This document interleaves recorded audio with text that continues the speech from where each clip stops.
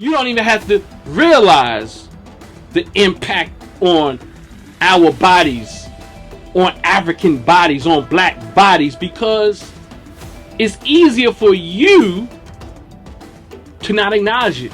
Because if you acknowledge the harm that has been inflicted upon us, then what happens is you now have to deal with those feelings.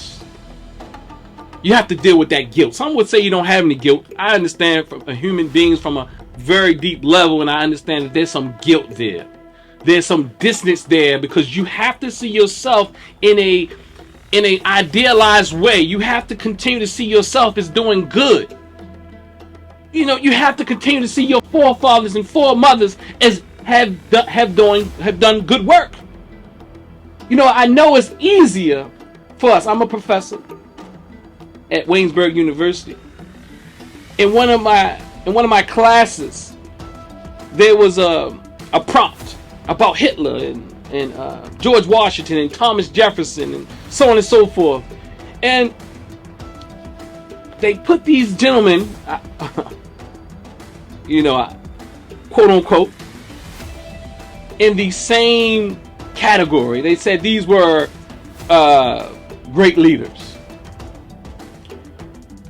The prompt. One of my students responded, I don't understand how you could ever put Thomas Jefferson and George Washington in the same category as Hitler. And that's because you have blinders on. That's because we have blinders on. Even us today, as we see the dismantling of statues such as Columbus downtown in Baltimore, in many Confederate statues in the South and throughout the South, and even the North, or quote unquote, you understand? That's even a confusion.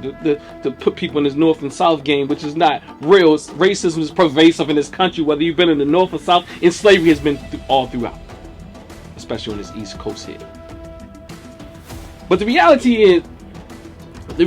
is, we can dismantle a Columbus statue, it probably took a lot. I mean, people took it down. But we got to keep old George Washington as being pious and being, a righteous person. We got to keep old Thomas Jefferson and the rest of them as being pious and loving and so on and so forth. And, if to be honest, yeah, maybe they did love, and maybe they were, what have you, good to their people. Yes, again, their people. To their people. But they owned slaves. They perpetuated the culture.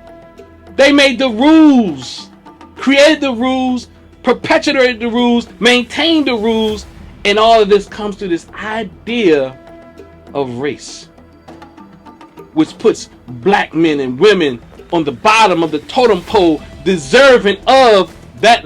Not just deserving, but blessed to be enslaved by these quote unquote beautiful white people.